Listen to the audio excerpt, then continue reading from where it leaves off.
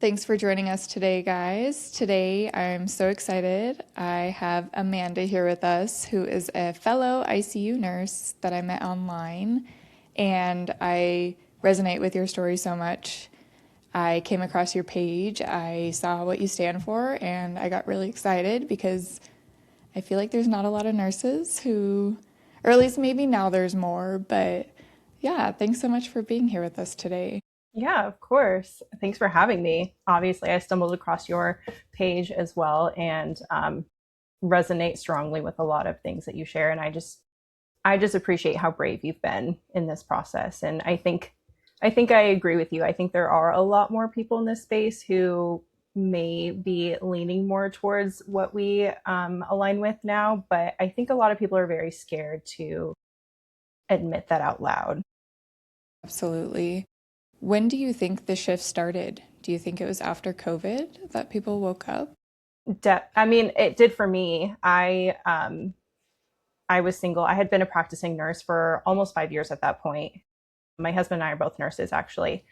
And I think up until COVID, I didn't question anything. I was so confident in what I did. I was so confident in my background, in my education, and the research, but it wasn't until I got pregnant in 2020, also at the beginning of COVID. So I think thinking about like that along with what I was seeing just started to make me question a lot of things. Things weren't adding up. And then it wasn't until after I had my twins in 2022 where I was having some health issues and I was struggling. Um, and I was doing all the standard conventional things that I feel like as nurses we have knowledge about in terms of health and lifestyle. It wasn't working. And I kind of stumbled upon something and said, you know what do I have to lose? And it worked. And it's just kind of gone from there. So Yeah, it was a yeah. process. It was like a few years, but things started to click in, yeah, during COVID. Okay, yeah. That's when I kind of woke up too. Yeah. I don't really know what it was.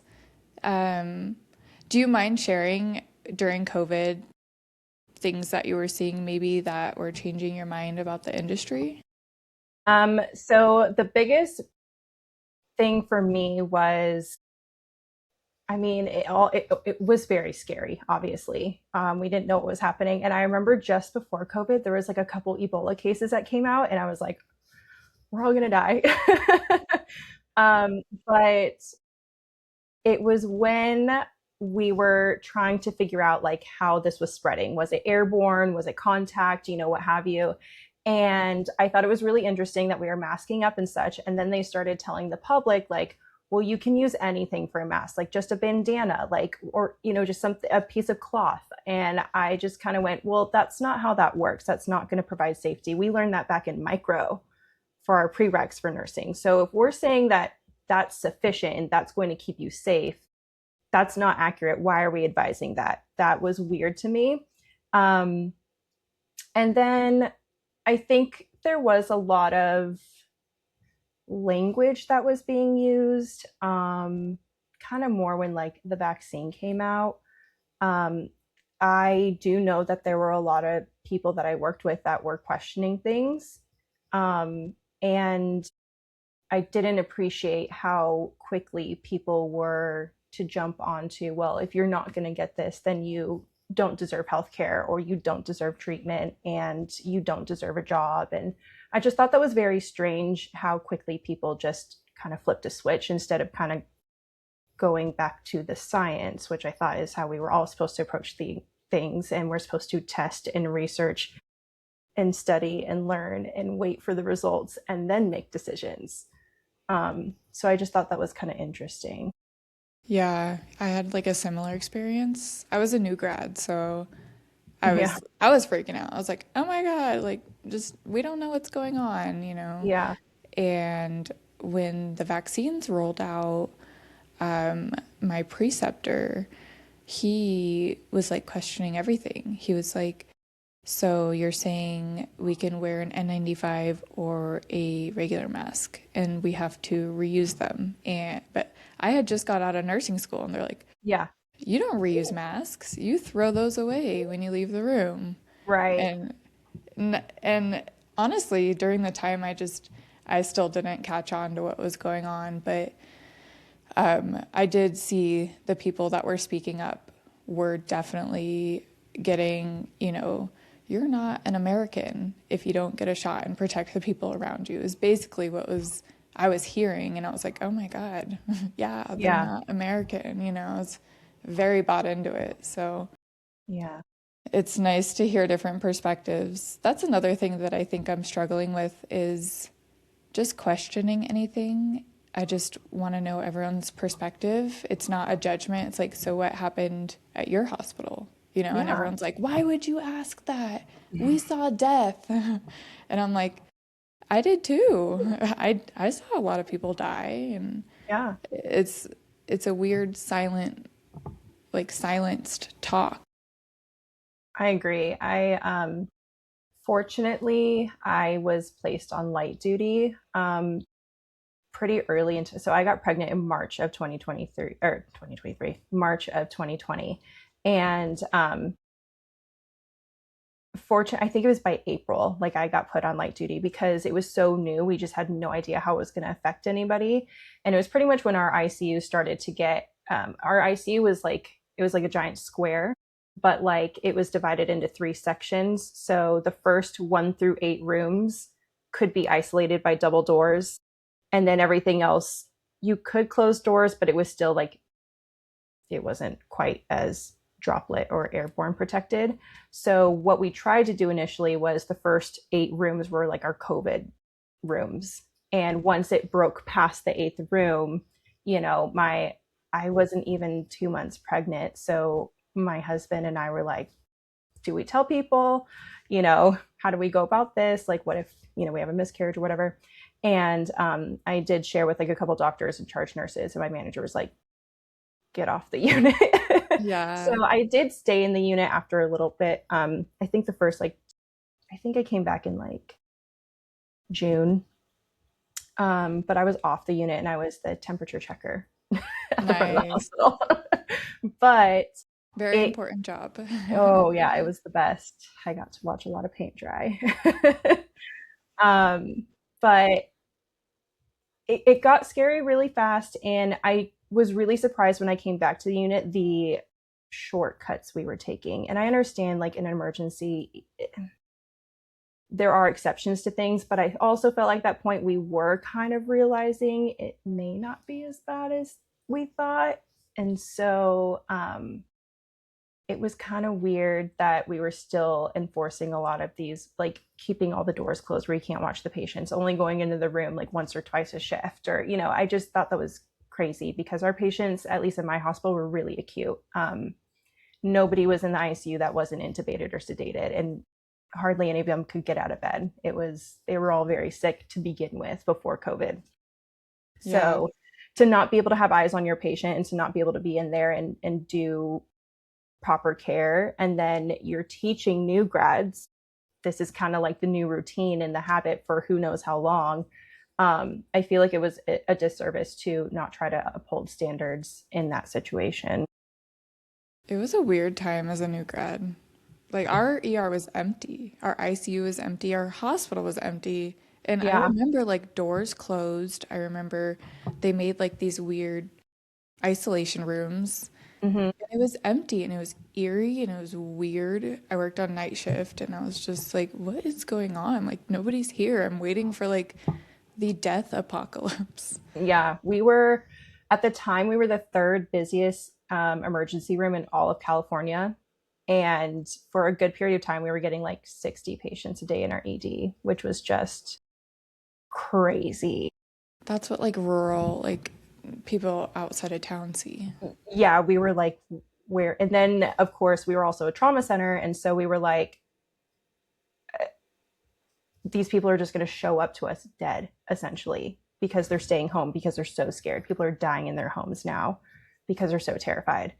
And so that was really unfortunate too, because people were too afraid to get help when obviously hindsight's 2020, it really wasn't that bad. Yeah. Um, so And don't get me wrong, I mean, yes, like hospitals did fill up, our ICU was full of really sick patients from COVID, but I guess maybe because our unit was so small, we had a 33 bed unit, um, but we were like the only hospital within a 100-mile radius. So it was it was a lot, and we had to be very selective to begin with of like who we actually admitted and who really needed an admission. And so I feel like we put a lot of pressure on like our step down floors to kind of hold the line for these COVID patients. I mean, we had patients on OptiFlows or like high flow nasal cannulas and such, maxed out on 40 um, or 60 liters at 100%, just chilling, just waiting and Yeah. hoping that they don't make that transition. Yeah. Do you mind me asking, when it first rolled out, were you in the ICU when they were doing like the full protocol of intubate, prone? Did you see a difference in like the way patients did they decline fast that way compared to like high flow? So I was on light duty during that process. So I was not a part of that because even when COVID started, I already knew I was pregnant. So we were kind of trying to avoid those assignments for me. So I stayed away. The only COVID patients I feel like I had were the COVID patients we didn't know had COVID because COVID hadn't come out yet. Okay. It was like those weird patients where they're super duper duper sick and we kept testing them for the flu because we're like, I'm pretty sure they have the flu and they don't have the flu and they're in ARDS and they're dying. And we just like they're so sick we don't know what's wrong, and they would end up passing away, but we had no idea. We could not figure out what was wrong with them because we didn't have Yeah. the proper testing. So at that point, that'd be a good question for my husband, because he still stayed on the unit and did all that. I Ooh. heard mixed things though. I heard some people said they didn't see a difference, and I heard in some they did. So it was kind of mixed from what I heard, but I didn't personally witness it. Yeah, yeah. That's the thing these days is everything's so mixed. I think we're all just experiencing like I tell my boyfriend all the time, I'm like, I think we're on different timelines than other people. I think we like merge timelines, like weird things are going on, but Yeah. so many people experience different things. I was just curious because I remember I was on a contract in California, and we were intubating, we were remdesivir, and that was another thing with remdesivir is the you had to get people to like consent for it. It wasn't Mm-hmm. studied, and it basically said like, "Oh, this might not work. It might kill you." Basically, and Yeah. people just signed it, and I didn't think anything of it when I was a new grad. I was just like, "Okay, this is just what we have to do. We're in a pandemic." Mm-hmm. Yeah, it was Crazy. really crazy times. And even with with like, I mean, people were, we were trying to do like the vitamin C, we were trying to do like the hydrochloroquine, we were trying to do all kinds of stuff. And I mean, it really was experimental. Like, we didn't really know what these doses were going to do for these patients and how they were going to respond to it. And I just feel like, we were just throwing the kitchen sink at them. I mean, at that point, at least when they're in the ICU, what else do you have to lose? Like, they're on the brink of death anyway. I do think that maybe on like the step down floors where maybe you have a little more time to make decisions and to give your body a chance to kind of like fight it off and such. Maybe you could be a little more cautious with those things. But I do feel like specifically in the ICU, it was like, just do it. Like, just try anything. We don't know what else to do. Yeah, yeah, And for it's sure. understandable, in the beginning, in the initial phases. But as time went on, I don't know if that was really necessary. Yeah, yeah, I agree. Yeah. So, when did you start experiencing your medical issues? I started experiencing them after I had my twins. So I had my son. He was born in 2020. We moved in 2021 to Nashville. And we thought he had just turned a year, and we were like, we'll wait a little bit. Turns out 2 months later, we found out we're pregnant again. So I had back to back pregnancies, and I just feel like it was quite a toll on me. I gained a lot of weight during both pregnancies, and just overall felt really exhausted and burnt out and stressed. And, obviously with like just the world in general, inflation, all those things, it's just a lot. And my biggest thing at the time was like, I just want to lose the weight, but I started to have a couple infections that kind of came out of nowhere that we couldn't like find the root cause to, and I ended up needing a couple surgeries for it. And in my mind, I was like, logically, this doesn't make sense. Like, I just turned 30. Like, this shouldn't be happening to me.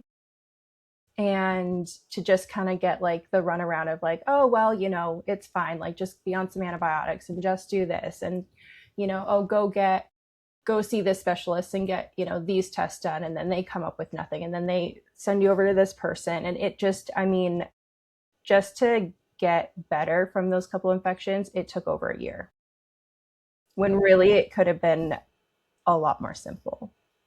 And so I just became really frustrated, and I was like breaking out in hives randomly all the time. Couldn't figure out why. Um, it was just, I just knew something was off with my body, and I wasn't getting the right answers. And I was being told, your labs look fine, nothing to do. Just keep going. Exercise more, lose the weight, And I just knew that wasn't like what was going to work for me. So I had to take matters in my own hands. Yeah. Oh my God. I'm like, it's just so amazing to hear it from other people because I don't know if you felt that way, but when I was going through my stuff, it was like the same thing getting passed around. I just felt like, oh my God, I work in the system and I don't even know what's going on. And I'm just being Yeah.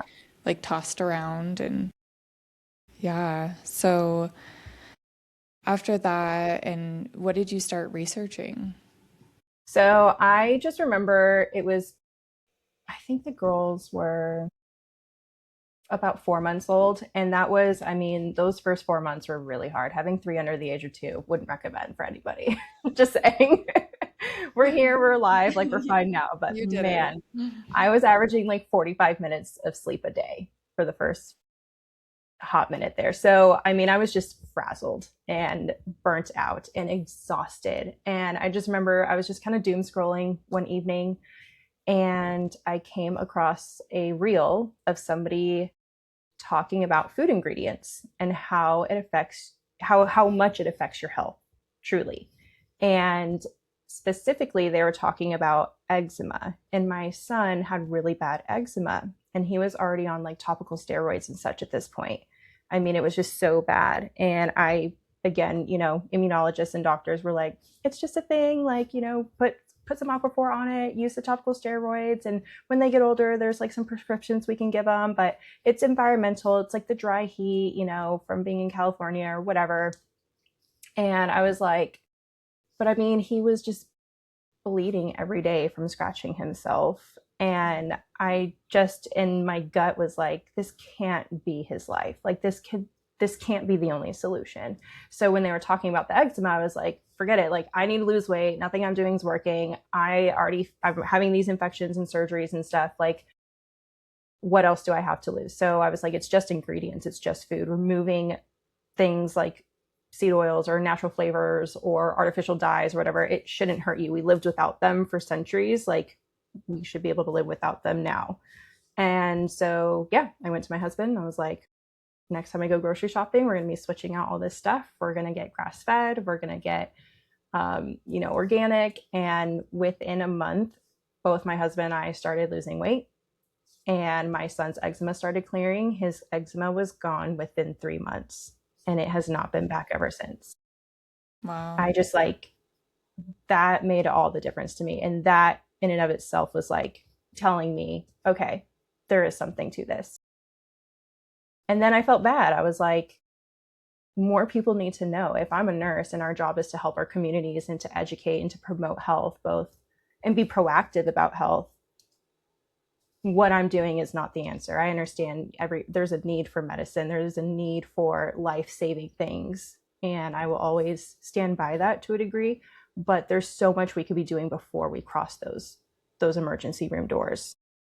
And to see patients be so sick and kind of go, well, I can see why you're here based on lifestyle, because nobody has taught you otherwise from your own family and your healthcare professionals in your life. I feel like that's a disservice, and that's really sad. So I couldn't keep it to myself. Yeah. Let it out. Yeah. Yeah, I love that. I went down just the same route, and the amount of hate, I don't know if you get hate, but the amount of hate I get for saying that food, just like changing and being aware of our food system, because it's only happening here and like select other countries. Mm-hmm. It's like, really? I think it's really sad how much we have normalized and accepted that being unhealthy is okay and is healthy. Yeah. I obviously I have kids now, so that means there's grandparents involved and, other older generations involved. And yeah, I'm definitely that person in the family that people are like, okay, like what's Amanda going to reject on our list today? Yeah. um, and I don't feel bad. Like my kids are so healthy and they're educated. Like I love that people sit there and they say like, oh, you're going to give your kids an eating disorder. Okay, well, I think that being addicted to really awful foods that are ruining our guts, that are ruining our health, that are ruining our weight, that are ruining just about everything, um, are totally acceptable and not considered an eating disorder. And I understand that there's food deserts and things like that. I can't control all that, but what I can do is just say, hey, like make a better choice. You know, I'm Yeah. not saying you've got to be, nobody's perfect. Okay. Like, I don't care what anyone says. Like, nobody is perfect, but we can be at least intentional and informed. That's Exactly. it.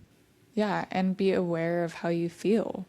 Wait, like that's another thing. I'm like, we're doctors. Our bodies are the doctor, you know. We go to the doctor saying how our body feels, expecting them to know how to make us feel better. And almost every time, from what I've talked to people, they don't feel like the doctor listens and they don't feel like their doctor knows how to deal with what they're experiencing. And it's like, Yeah. yeah, you're your own doctor. You just need the tools and the education to be able to lead that in your lifestyle. Right. I mean, I remember in school, a lot of like the holistic remedies and herbal medicine and stuff is very woo woo and, kind of quacky. And we pass a lot of judgment on that. And I think there is a very irresponsible way to go about that for sure. Especially people who aren't able to, like, if you don't have a full understanding, if you don't have a good understanding of physiology and how the body works and how things are connected, and you're just consuming a lot of information and going, getting an ad for this supplement and that thing, and you're just taking it all in thinking it's going to fix your problems. Yeah, you're probably not going to do well with that, and you could run into issues. I think this approach of like it's black or white is really ridiculous. There's a lot of context, there's a lot of nuance, there's a lot of individualism when it comes to health. And like you said, like you have to listen to your body and the message that it's telling you. And I think you can implement, more holistic values in a responsible way. I mean, where did modern medicine get to where it's at now if not for herbal medicine? Like we learned everything from all that weird stuff that people were practicing before modern medicine. Yeah, it's just not educated or talked about, or it's not in any of the history textbooks or anything they Yeah. have to. It's just a little small portion of school that they put in. Mhm. And yeah, I think nursing school, nursing school was insane. I felt like a high of, oh my God, I'm learning all these cool things. I'm learning about all these drugs, what these drugs do. But looking back, it's like it was very, to me, targeted. Like they know what they're doing. Like Mm, as in, I guess I would say indoctrination, because I fully believe I was like indoctrinated into this system of just breeding like mules for their profit. And yeah. I can see it now. Like I can see it. It starts in nursing school. You have to like compete to get in. And then it's like you have to take their tests this way, pick the best answer. The correct answers are within our questions, but you have to pick the best correct Hmm. answer. I don't know. Do you mind if I ask where did you go to nursing school? In Nevada, it was a Okay. private school, Carrington. Okay. Okay. So on the west side. Yeah. Yeah. Did you go in California? Yeah, I'm born and raised in California, so Okay. I never thought I was going to leave California until I did. Yeah. Yeah, so we've been in Nashville for almost 5 years now. But my school, I recognize now that I work in Tennessee, I can tell my education was very different from what my coworkers' educations were in the South, which is kind of interesting. Um, I think on What our end, it was what a lot more. differed? Yeah. Hmm. What differed? The biggest thing for me is, I think, from a nursing perspective, like knowing your rights and how to advocate for yourself and your patients. My school in particular, I felt like was very big on like, you stand your ground. Stand your ground. Don't take crap from anybody. Know your rights. Protect yourself. Protect yourself. Protect yourself. Protect the patient. And you go on strike if you don't get what you want. Yeah, that was Where kind of an I, experience. yeah, and I feel like, and safety, like it was a lot about patient safety, and nurse safety. And I feel like that's lacking a lot out here. And then as far as experience goes, all of my clinicals were in the hospital. So we did, like your first, I got my ADN. I didn't get my BSN, so I just went to a 2-year community college. And so your first semester is med surge, and then your second semester is split between, if I recall correctly, OB and med surge, and then your third semester is peds and psych, and then your fourth semester is all ICU. So and we only had 2 hospitals to do it within, which was, one of them was the one that I ended up working at. And the other was a private hospital that was also in that community. And so, I mean, we went to the psych unit and did that. We had a peds unit that we worked in and did clinicals in, and then, yeah, a full 16 weeks in the ICU. And like I said, at the hospital that I worked at in particular, nobody was not intubated. So it was pretty acute. So everybody's on drips, lots of one-to-ones, traumas, strokes, all the things. And I noticed out here, like a lot of nurses don't even like get hospital experience. They don't even get a lot of like bedside experience. I had a tech with me the other day, or care partner they call them here. She is graduating with her master's. She's gonna work in one of our units this summer, and she has not been allowed to touch a patient during her rotation. She said that when they did do their clinicals in the hospital, they were not allowed to touch their patient unless their instructor was in the room with them. They were not allowed to give meds other than PO meds. They were not allowed to do acu checks. They were not allowed to like empty the Foley. I mean, I was like, my jaw was on the floor. Yeah, so they're just getting their experience They're day just, one. they didn't even get to chart, she said. Wow. So I don't know what your experience was, but like we did full assessments on our patients. We did all their we pretty much were like the tech for the nurse for the day. Yeah, We were you're like, assigned to a nurse, okay, yeah. yeah, for the whole shift. And our nurses were excited to have us. They're like, I don't have to empty my Foley. I don't have to do my eyes and nose. I don't have to do my meds unless it's titratable or like an IV med. And even in fourth semester, when we're in the ICU, we got to start pushing IV meds in school. So like Lasix and I don't know. I just think we couldn't do opiates. Yeah, ours was we Yeah. couldn't do like opiates push or like blood pressure meds, like anything that'll Yeah. like Yeah. affect them super. But yeah, no, we Oh, were able to do everything and we were encouraged to. We had to like get it checked off to yeah. even pass the class. So that's Hmm. crazy. Wow. Yeah.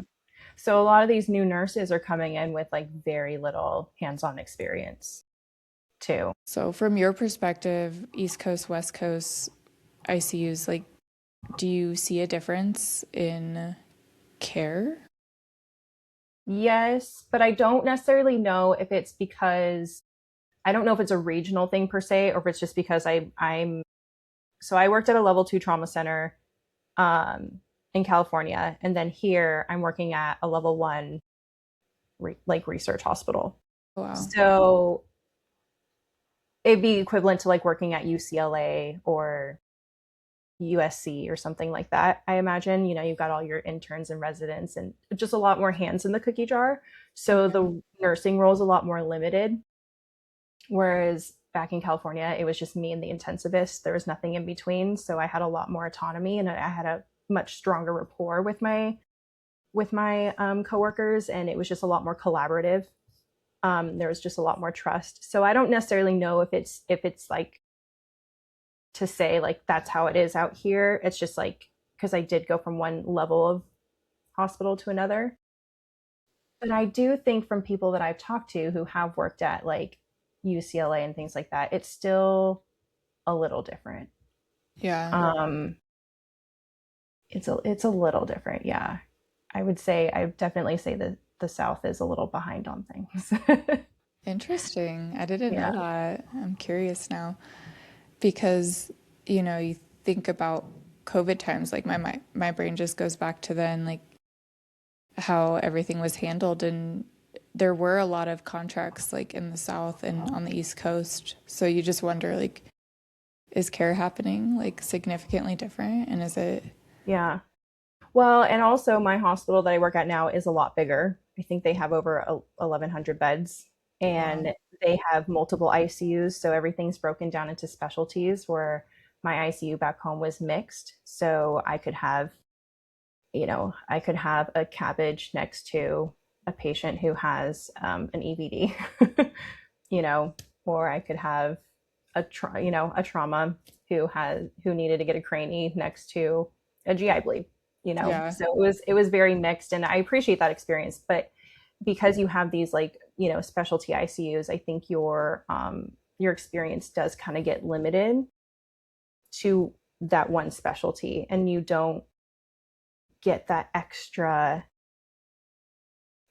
level of critical thinking and understanding how the body is connected and how things do kind of have a domino effect.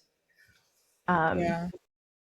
so, like for example, I work in the pulmonary ICU now, and we had a neuro patient recently, and they had an EVD, and nobody like knew how to use it, and nobody understood like neuro patients can be really sensitive to stimulation. So like even just walking into the room and making the noise of your footsteps can trigger a patient and have them kind of go haywire on the monitor. Um, Sometimes you have to limit family coming into the room, just depending on how severe and how sensitive like their condition is. And like nobody like so this patient would kind of like the vitals would kind of go cray cray when certain things would happen and nobody could figure out why. And I was like, it's because you're overstimulating the patient. Even though they're not moving, you're overstimulating the patient, and kind of had to like educate about that. But yeah, they don't work in the neuro ICU. Like, what would they know? And it's kind of crazy. To Yeah. me, it's like, you don't know this? Yeah. Come on. What? This is on the daily. Yeah. That's funny. So, when your eyes were opened, how was it like being at work? And now that your eyes are open to, what do you like? Do you feel anything when you see things and know something that maybe you can't talk about?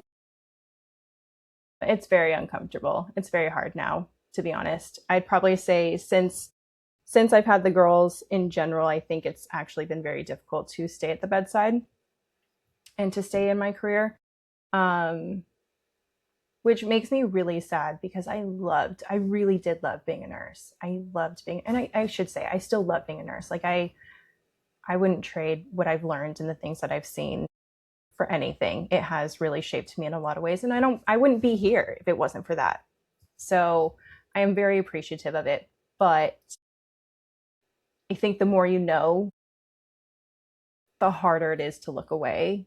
And I think when it comes to healthcare, like sadly, ignorance is bliss.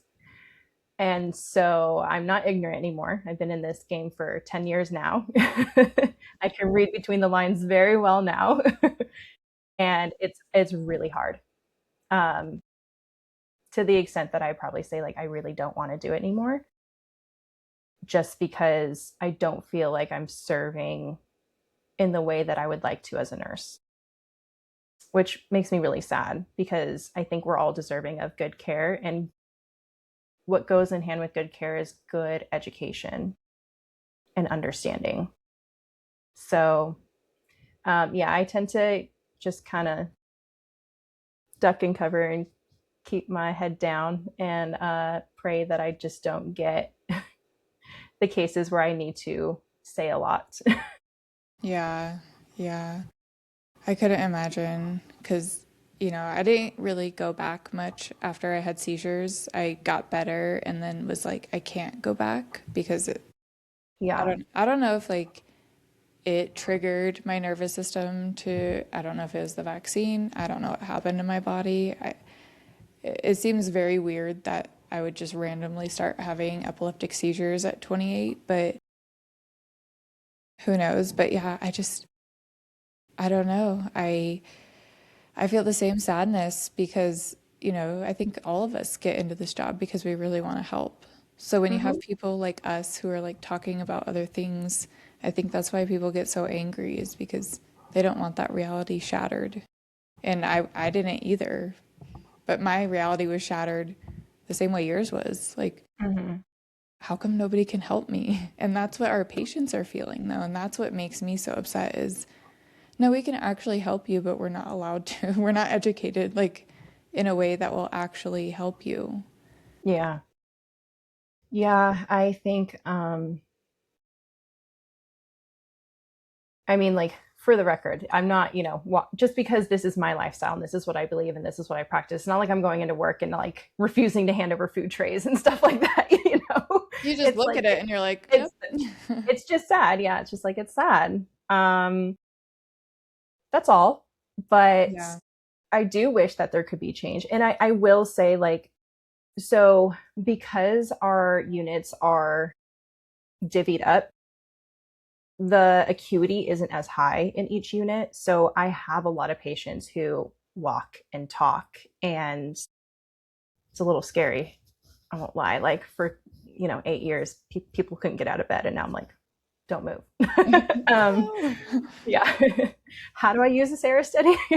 But um, I get to communicate a lot with them now, and you'd be amazed at how many people or patients, I should say, kind of will under their breath be like, I know like it's not supposed to be like this, you know, or what do you think?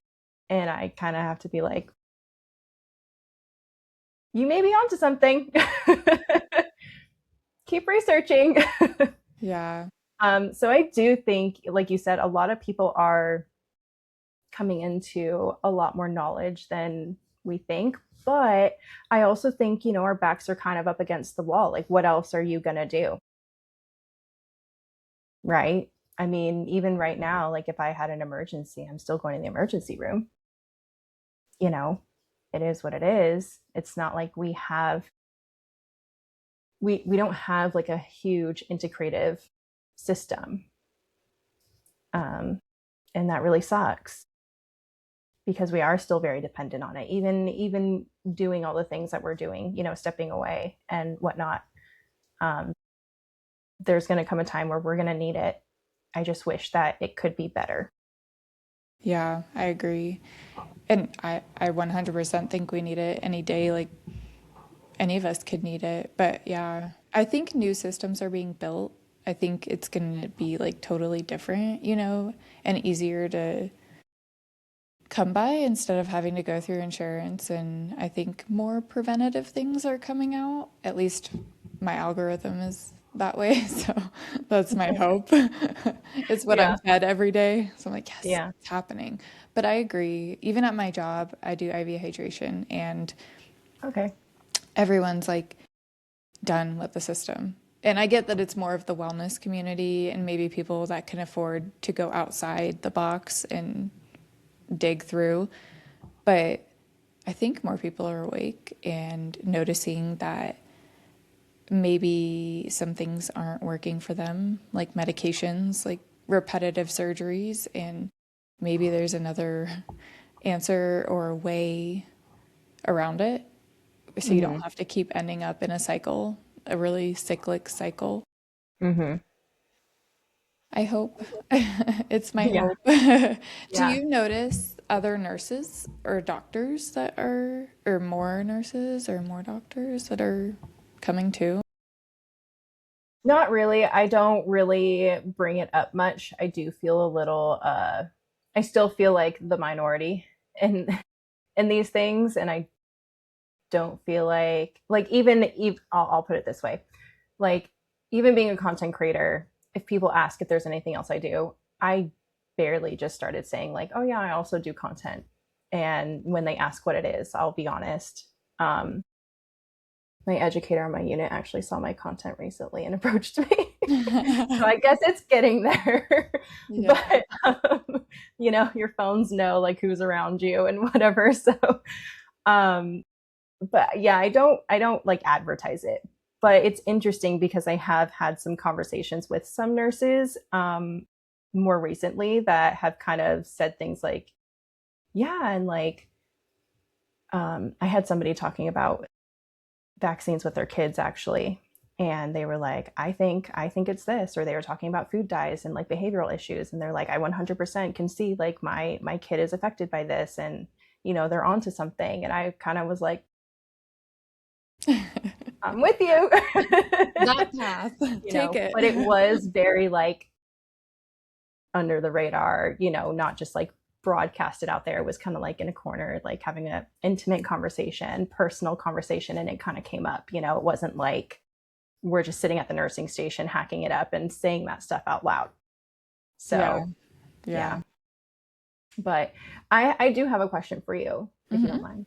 Yeah. With your seizures, because you were kind of saying you weren't sure like what was triggering them, do you feel like it was potentially like a stress load, or maybe like your nervous system just kind of being a woman and like being in that type of high stress environment with the demands of healthcare?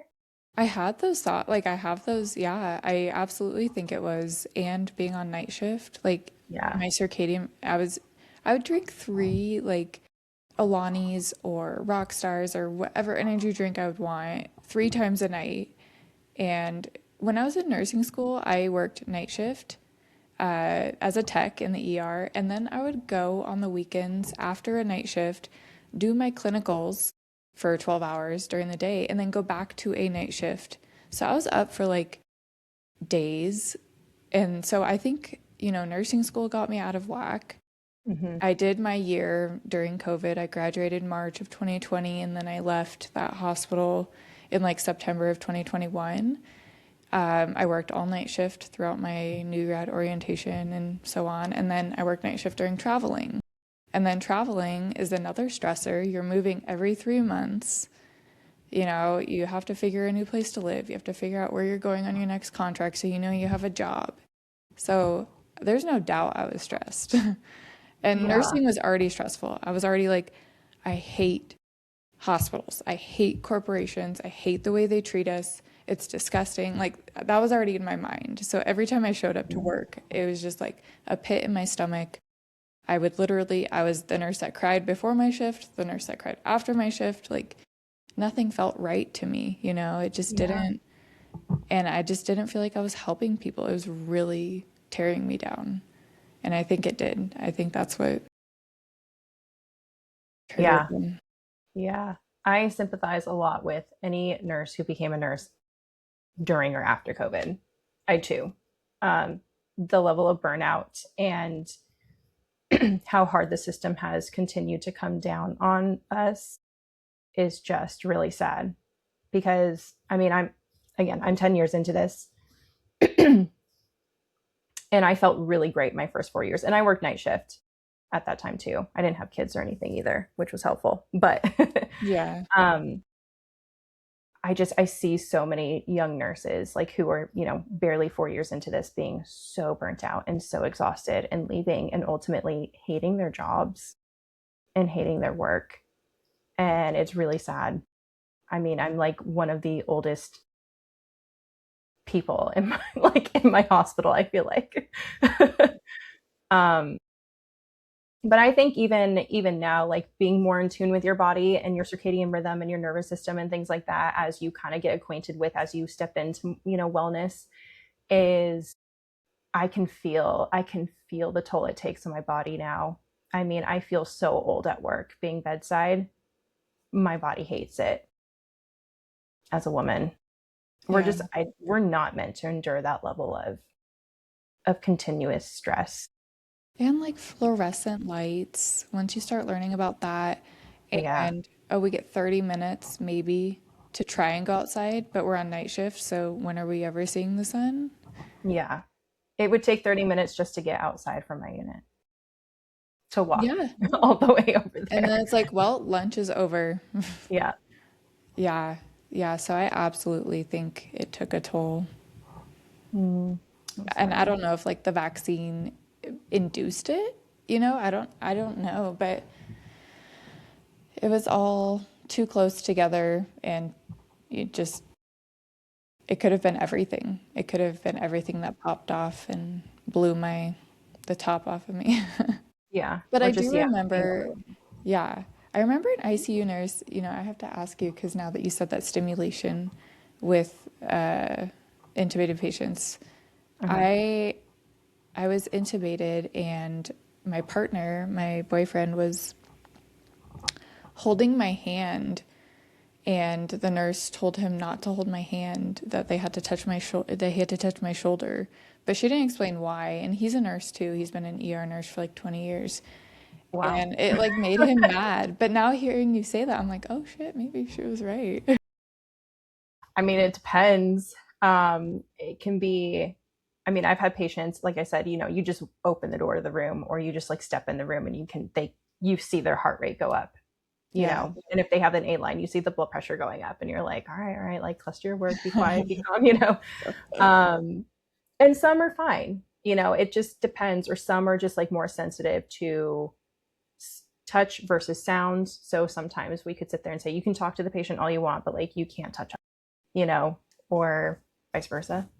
I've seen it kind of go a bunch of different ways. Or I can't recall if I've seen it be so particular as like if you touch their shoulder, you can't touch their hands per se. Um, I don't Yeah. know. But I also did you, I don't know if you know, but like were you in restraints when you were Yeah, intubated? I was. Okay. So I don't know if it's a California thing or it was just my hospital, but like you could not put restraints on a patient even when they're intubated unless you had an active reason. I mean, they had to actively be trying to pull or do something. So we were very used to and comfortable with not having our patients with restraints on, and just having really strong intuition and assessment skills and just close eye on our patients.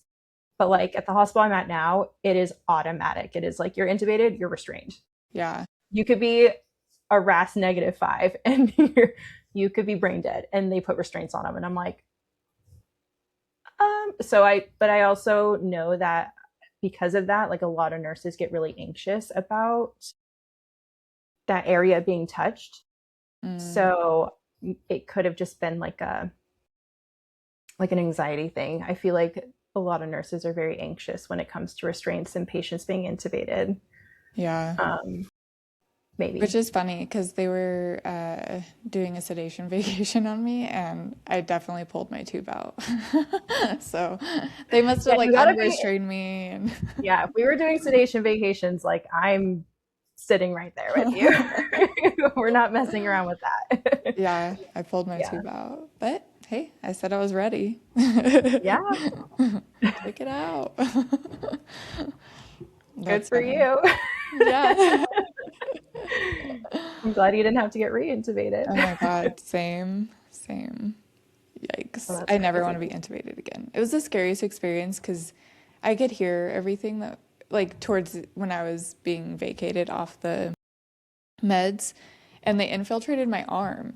So I had fentanyl and propofol just in my arm for days, and they were wondering why I wasn't being fully sedated. Apparently, I was like maxed on everything, and For days. I'm a small individual. And so my partner mentioned to them, like, hey, her arm is swollen. Maybe that's why she's not fully sedated. Maybe that's why she's fighting on maxed out drugs. Like a 120-pound female should not be maxed out. And this was a teaching hospital. So I think it was like one of the residents. And they were like, oh, that's weird. So when I was like extubated, I'm like crying because my arm's like giant, swollen. I'm like, I'm a nurse. Like, this isn't supposed to happen. Like, and they Oh were just like, God. no, I don't. They had to keep me in the ICU for 3 days after I was extubated because I kept like going out of consciousness because I must You have had meds been still like fed pumping in you. like propofol and fentanyl. Like, I just kept like, Just just, dissipating into your body. yeah. Oh my gosh. And they were like, I don't know why that's happening. And I'm like, my arm. It was crazy. I like I don't want to like judge nurses, but also like that would be my first, like that is one of my first things to think of when I have a patient who, and especially if you were sedated prior and things were going okay, and then all of a sudden like we're having to titrate up a bunch and you're not having any other symptoms or whatever, like check your IVs, check Yeah. them out. And I didn't have a Wow. central line. I think I was tubed for like 5 days. And I have horrible veins to begin with. I think that was Oh, like a 22 gauge or something in my wow. arm. It was like wild.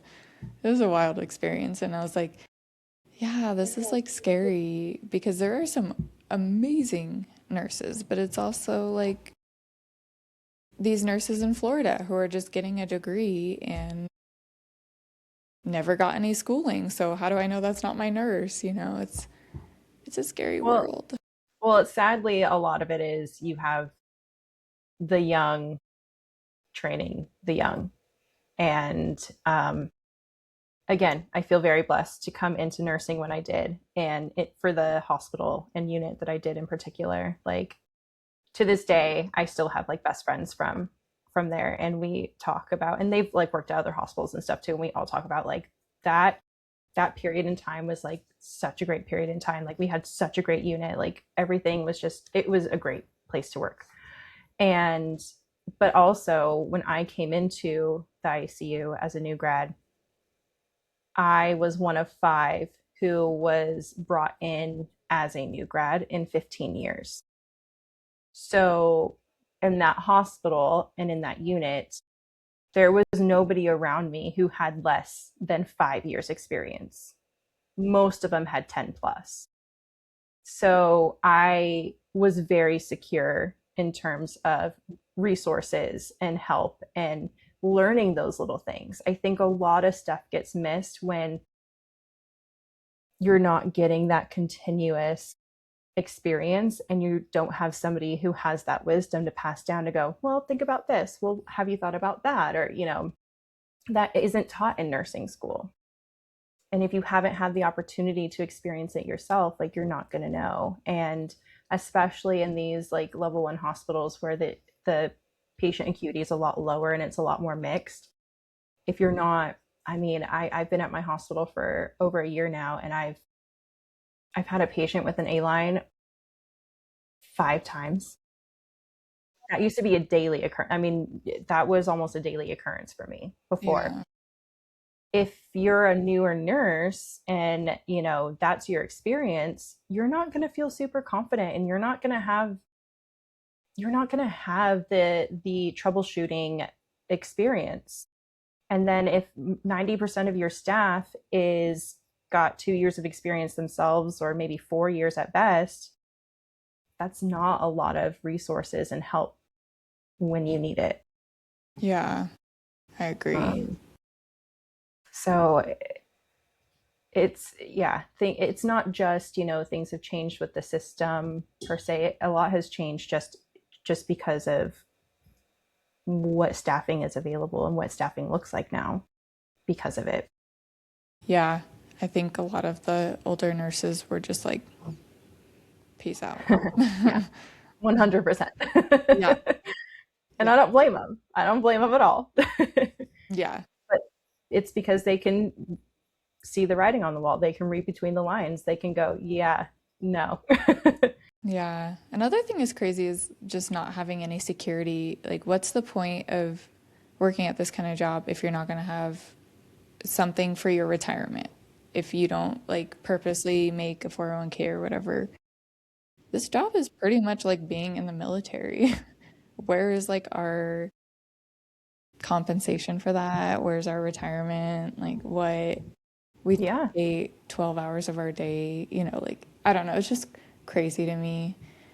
Um, there's no there's just no reason to stay for me. It's like what has the system turned into? I think they used to offer retirement, if I'm wrong. They used to offer all these benefits. Yeah, my original hospital was one of the very few that still had a pension plan. Like very few. Yeah. Very. um, What brought you guys from California to Nashville? well, we took a travel assignment, Okay. and we just kind of wanted to see what else was out there in the country.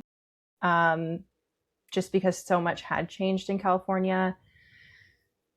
And, you know, I mean, you can put politics aside, like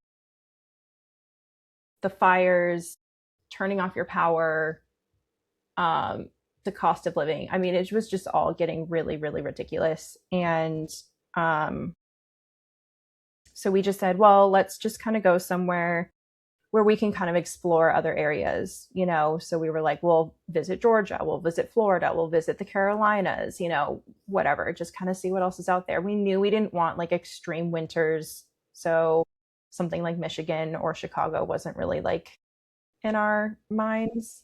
Cold. Um, yeah, but we wanted to go further than like Arizona and Nevada. I mean, we've been to those places, and not that they're bad. I do miss dry heat a lot. But when we came here, we were going to do a year contract. And because we found out we were pregnant with the twins right after moving here, I didn't get to fulfill that contract, because ironically, I ended up having a very rare form of twin pregnancy and a very high risk form of twin pregnancy. So from day one, it was like, you're not going to work and you're going to be in the hospital at 24 weeks, in antepartum. So we were just kind of stuck here. I needed to have my babies and have an OB that I could build a relationship with. Um, and then by the time the girls did come, our best friends had moved out here. My siblings moved out here. My husband's parents moved to Mississippi. My mom was moving out here. So we were just kind of like, oh, okay, like Nashville's home. Everyone And not that followed. we hate it. We don't. I'm very grateful that we are here. We do like it. But that's just where we're at now. Yeah, yeah. I want to move to Florida. I'm done with Nevada. I don't think I could do that much humidity It's and so hurricane. humid there. Yeah. Yeah, do I you went get to I weather went to in Florida for a Nashville? concert in September, and I was like, you're lucky you're worth it for a day. Your shirt like sticks to you, like instant, like Yeah, it's gross. It's yeah, gross. yeah. I'm just tired of Nevada. I fully believe in chemtrails, like, and they're just all over our skies. Just, We have them all over here too. yeah, it's All just over. like everywhere. Every time I Yeah. look up, I'm like, cool, Yeah. cool. Actually, today was a clear day and I was like, wow. Like once every 2 weeks. I can see that the sky is blue. Yeah. Yeah. Yeah. That's interesting because I would have thought Nevada wouldn't be too bad because you don't have income tax there, right? Either. Yeah. Yeah, I thought so too. And I didn't always notice it. If it seems like it's like more recent, but mostly because I'm just more aware, I think. I'm looking up every day now, like, okay, being sprayed like bugs again. Hmm. Hmm. But then another thing about Nevada, like, but it's happening everywhere, but we just had the Senate last year pass a staffing law that would have established ratios the same way you guys had in California. And the governor was like, nope. Really? He vetoed Wow. it. So I'm like, okay.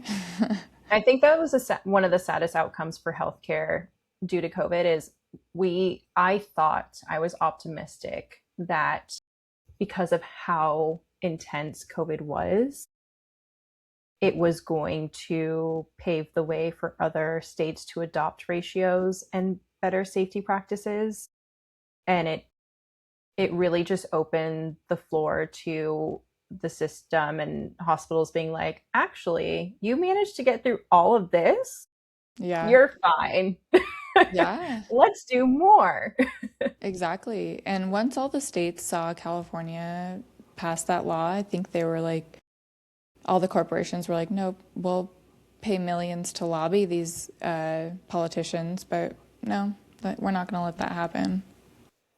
I do wish that there was a lot more awareness when it comes to the nursing profession. I think, they've done a good job with first responders in terms of like EMS, firefighters, military, um, you know, cops, things like that, as far as like safety risk and health risks and the stress that it puts on you. But there's just this weird kind of like halo around nursing where it's like, you just get to tuck everybody in at bed at night and give them their cup of pills and hold grandma's hand and, tell stories all day. Like, and I think it's really sad because it is a woman dominated field and we're not, I personally do not believe we were created to endure this level of mental and physical stress on a regular basis.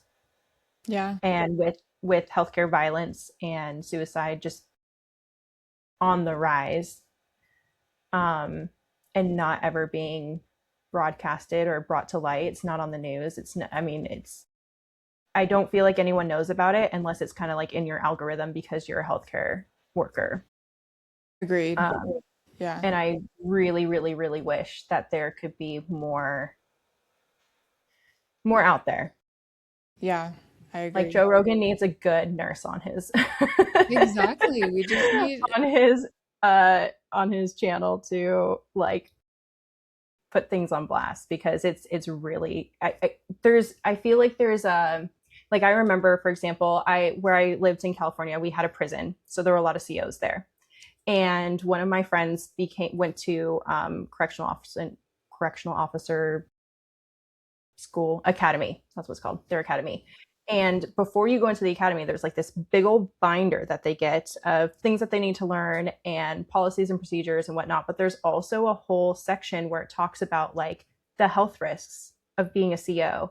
And like you have to be aware that statistically, I think it was at the time, like most of them like will pass away within 5 years of retiring because of the level of stress that their body endured, and it just like once it finally relaxes everything breaks down, you know. And I was like, there needs to be a disclaimer like that for nursing, because I think too many people are going into nursing thinking it's just going to be this like really wonderful happy go lucky job, and it is horrific and it is dangerous and it is stressful. yeah. There should absolutely be a disclaimer because I was one of those people. I knew that I would be seeing death. I knew that I would be seeing blood and guts and blood. Sure. I knew it. But I didn't know the reality, the danger, the assaults, the danger of, having too many patients at once and then you getting blamed and then you Yeah. losing everything and Yeah. nobody backing you. If you get punched, if you get shot by a patient, if you get stabbed, it's like the hospital will find a way to blame you. They don't care about you. Nobody cares about you. That's like Or just, basically my life lesson. Nobody cares about you. yeah. Or just brush it under the rug. I mean, Yeah. it's just there.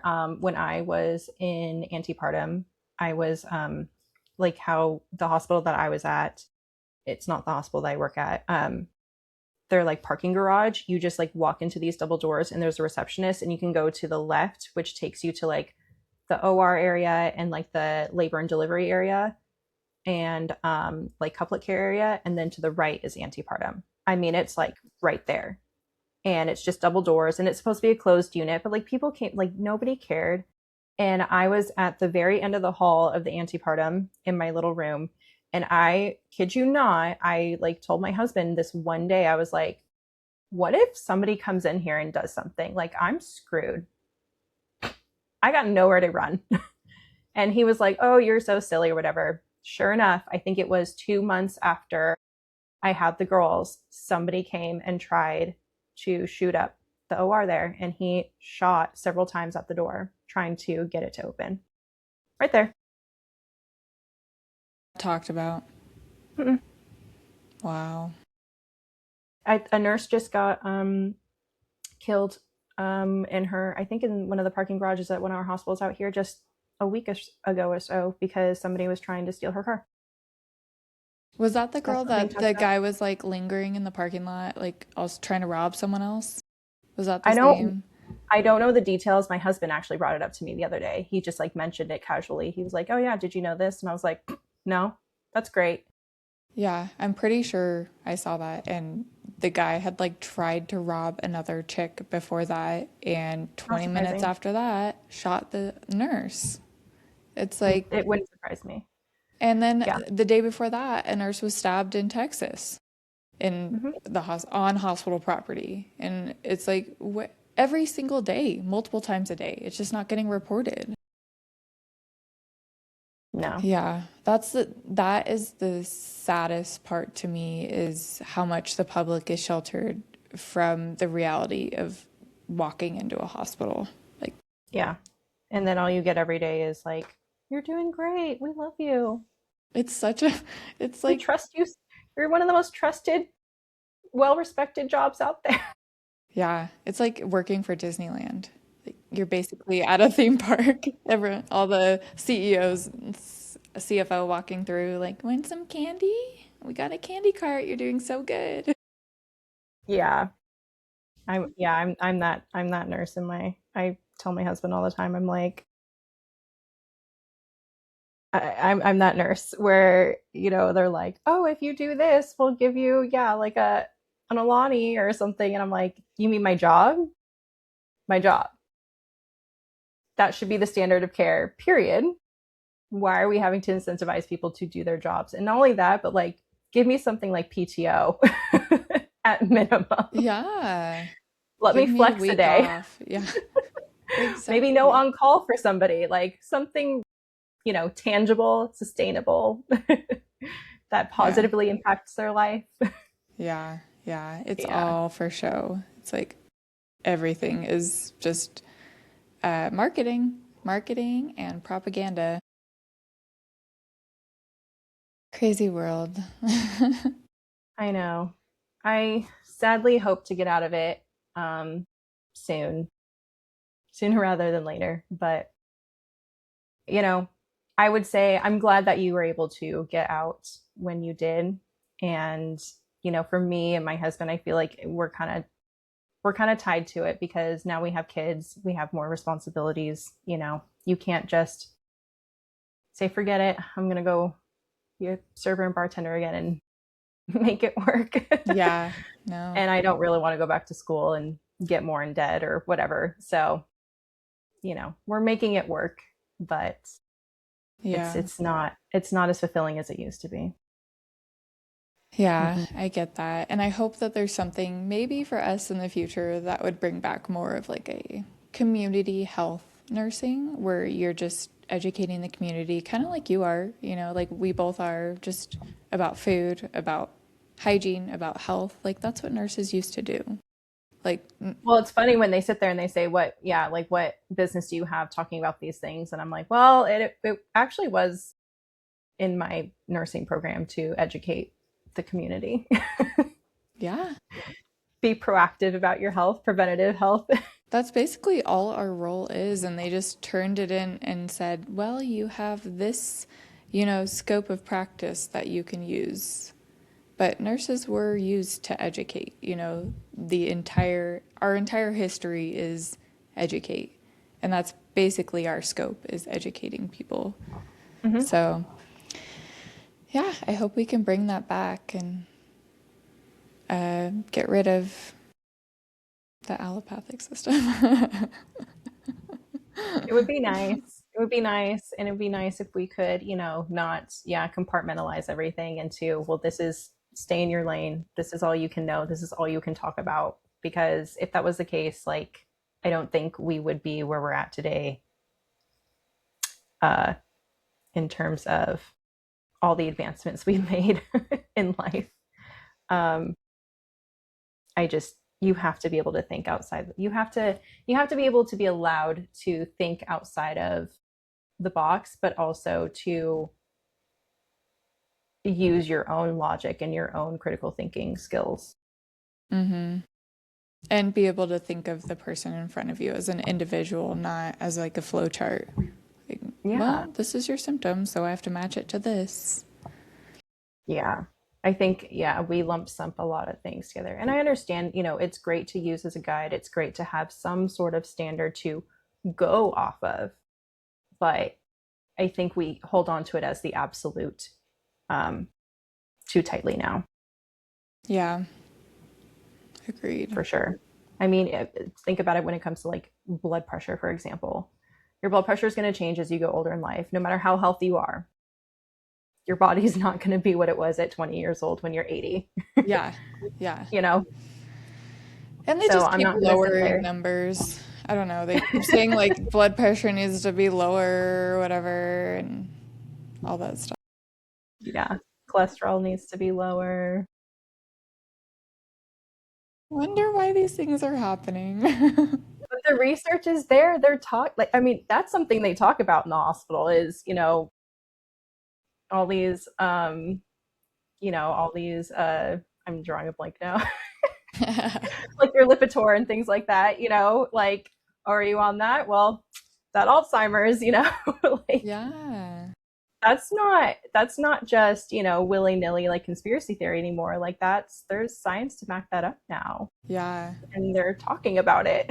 Yeah. Do you ever like look at people's medications and match their diagnosis to maybe what could be causing it? Like, for example, statins. Do you ever Um, have like a confused patient and they're on a statin? yeah, I mean, it's like everybody's on it. That's the problem. I Um, know. but also everybody's on antidepressants and anti-anxiety medications now. I've never seen so many anti-anxiety and antidepressive medications prescribed to so many people so commonly now. Um, and they have, I mean, I've had patients be like, I don't take this, or I haven't taken this in a long time. Like, why is it back on my MAR? And I understand health history and stuff can like lapse and whatever, but nonetheless, I mean, nobody questions it. Yeah. It's kind of like those emails that you get subscribed to that you unsubscribe from and then somehow it like ends And up they back into still your keep popping up. inbox. Yeah. I don't Yeah. take that, but I guess I did. Yeah. I had a patient the other day be like, yeah, I haven't taken this in a long time. She's like, there's a time and a need for it. She's like, but I don't need it right now. And one of the doctors was like, are you sure? I was like, she's fine. Yeah. Yeah. Hopefully our doctors too start getting the better education of nutrition and lifestyle and I don't know. I don't know how to change a system like this. I guess you just have to build new ones that perform better and prove better.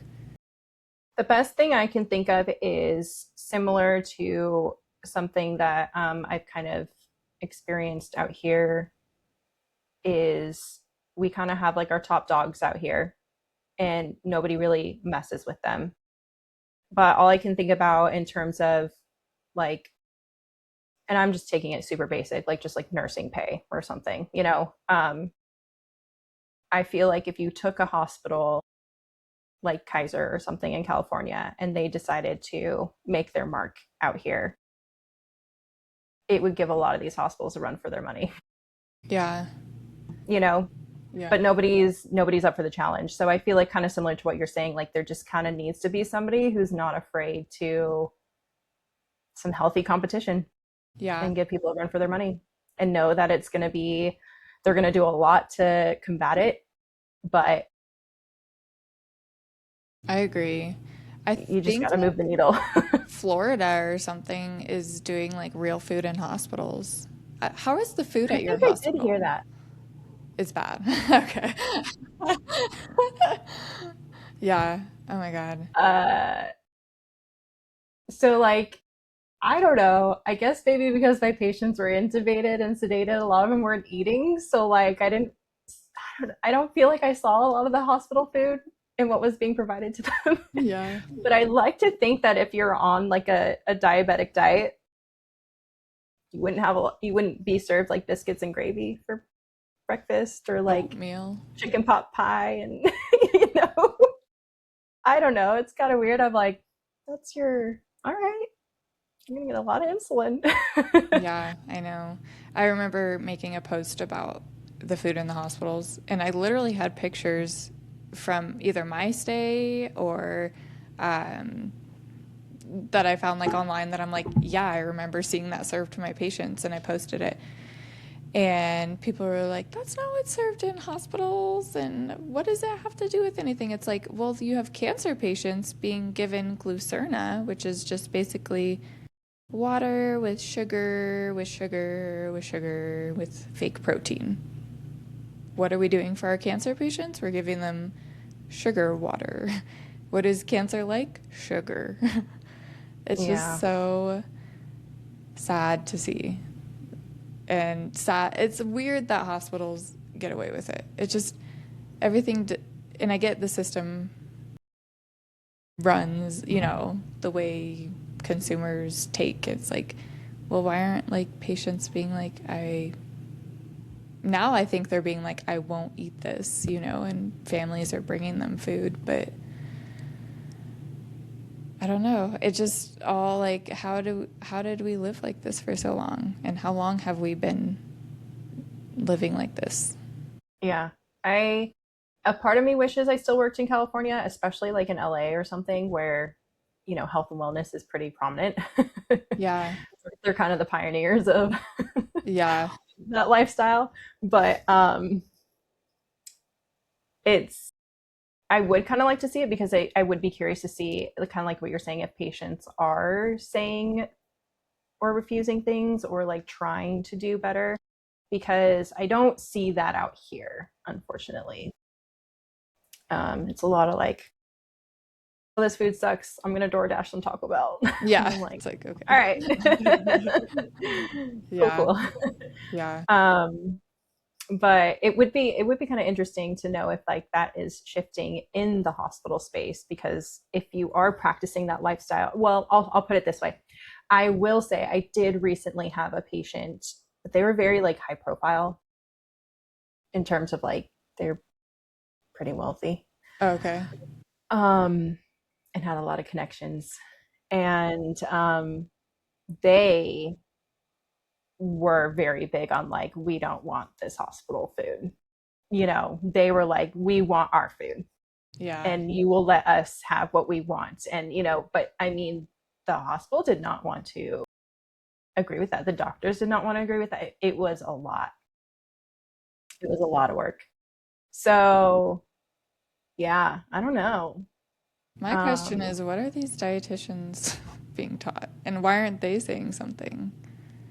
Like, Well, I think it's very simple, and this is where I think my position is unique, or like even your position is unique, is and why it's so great to have people like us in this space. And like for you, example, doing podcasts, like I would love to do podcasting. I just like don't feel like I have the time with being a mom and stuff. I would love to, but yeah, maybe someday when I get my maybe. life together. Because right now there's a lot of like, I'm a nutritionist, I'm a dietitian, this is all BS, and then but then there are nutritionists out there and there are dietitians out there who are saying what we're saying and are sharing what we're sharing. There's doctors too. They're just not as loud or being broadcasted as loudly. And so, but I also think for like the average person, when you're hearing this, like, who do I like, you kind of get in this place of like, who do I believe? Right? They got the education, like they have their masters in nutrition. Like, I'm going to believe them. Well, it wasn't until I learned what I learned that kind of like what you're saying, like being indoctrinated, right? Like who's controlling the education system? I mean, it's just all connected. It's just, so, and knowing how I felt being a nurse before all this and how strongly and I held on to my education and my knowledge and my research and how confident I was in that. Yeah, it makes sense for these people to be irate with me about what I'm saying. It makes sense because they were taught that what I'm saying and sharing about my lifestyle is wrong. It's what they were taught. And I'm not blaming them. I'm not. But we have to like remove ourselves a little bit. We have to, it's kind of like if you go into work, like you got to leave your life issues at the door, right? Like you've got to remove yourself, take the emotion out of it, like just think about it for a second, like compare and contrast, and it doesn't have to be extremes. All right, because if it was extremes, then I'd be telling everybody to be a homesteader and not trust anything. All right. That's me. That's what I'm here for. Yeah. I would be like, nope, not good enough. No, like I just want you to do better. Yeah. You have to take the first step and then you can go homestead if you want, if you get to that point. Yeah. But like, just switch out, instead of running to McDonald's for a burger, just go get some regular ground beef and buns in the store. No, there's like 20 ingredients in those buns. Yeah, that ground beef is conventional, but it's better than what you're getting at McDonald's. Mm-hmm. Just do better.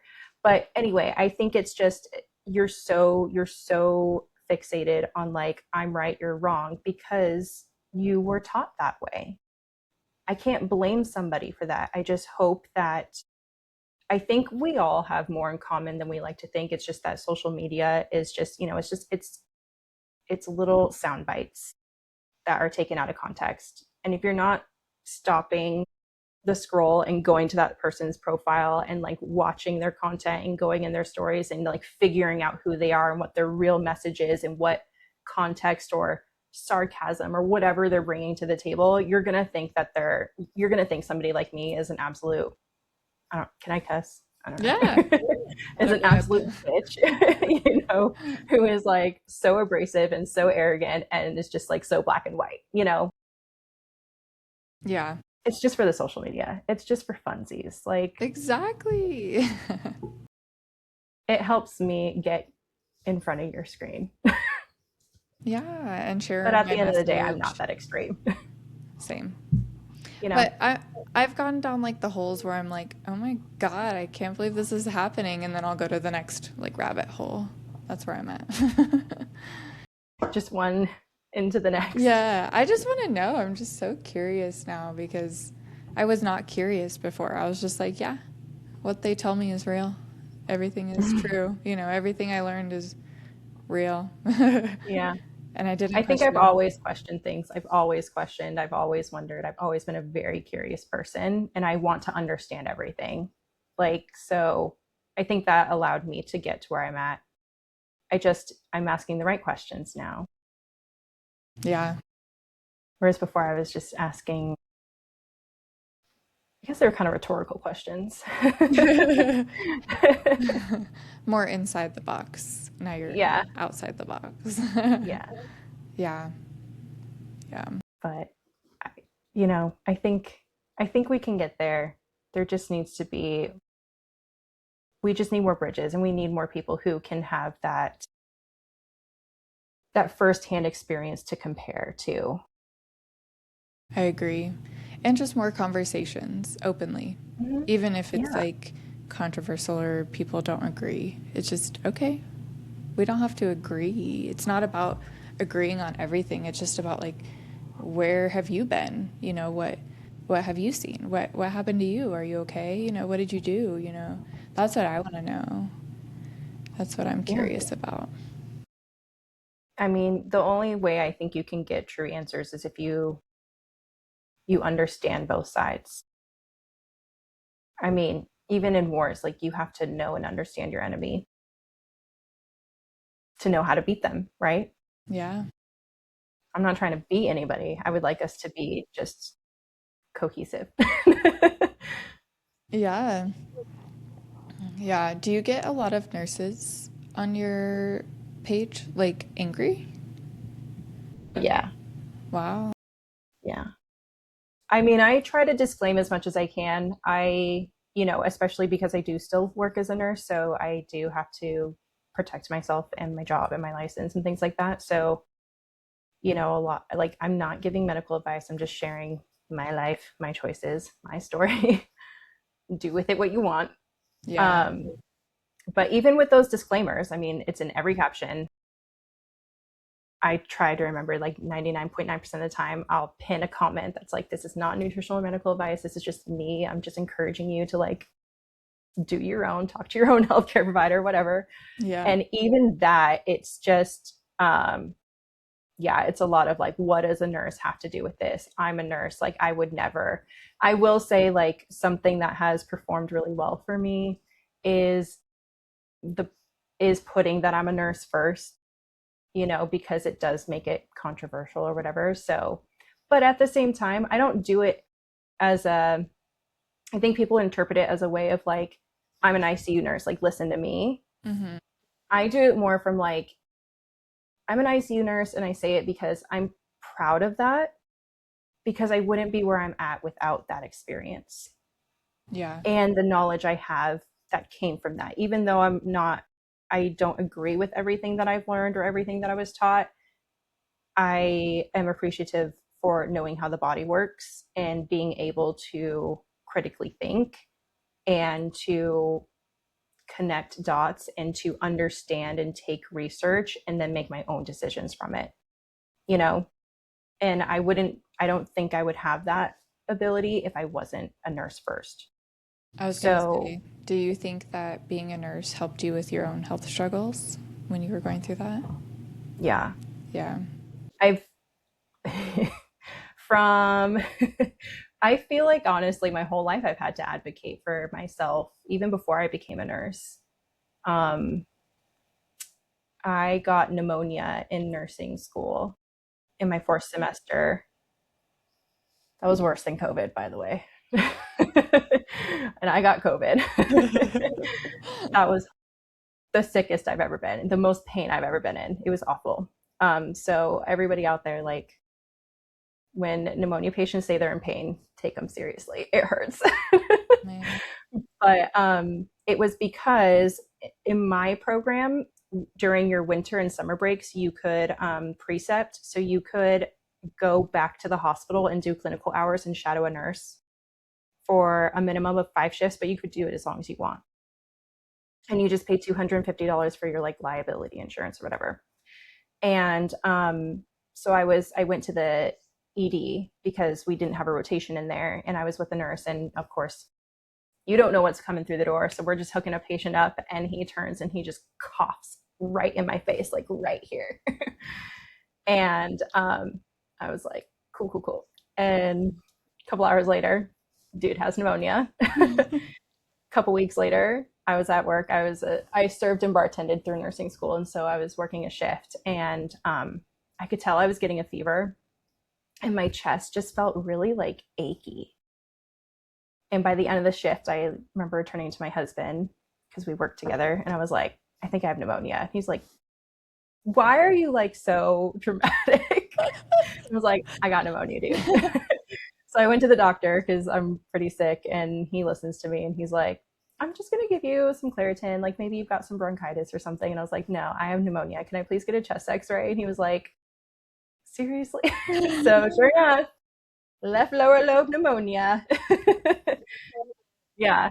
Um, I don't know. I'm lucky like that. That always seems to be the case with me where I'm like, this is what's happening. And they're like, really? I'm like, yeah. And I gotta fight them for it. But I'm always right. But I'll Yeah. attribute that to being a nurse. I can self-diagnose really well. Yeah, yeah. I'm the opposite. After like all my stuff, I'm like a hypochondriac now. So I'm like, oh my God, Matt, I have this. Like, I have an autoimmune disorder. Like, my hand flared up the other day. I was like, why is it swollen? Oh, no. I'm pretty good at knowing I'm pretty in tune with my In body. tune. Yeah. And I wanna being learn how to be more in tune. Hopefully it's something that women have or something that I could channel. yeah, but I don't know. I think that's just my experience. Yeah. I've always had good spidey senses. Yeah. It's good. Yeah. Nice. Well, Yeah. thank you so much for joining us and Thanks being for so having me. vulnerable. Yeah, absolutely. If you guys enjoyed this episode, please share it with a friend, subscribe to the channel, and I'll see you guys next time.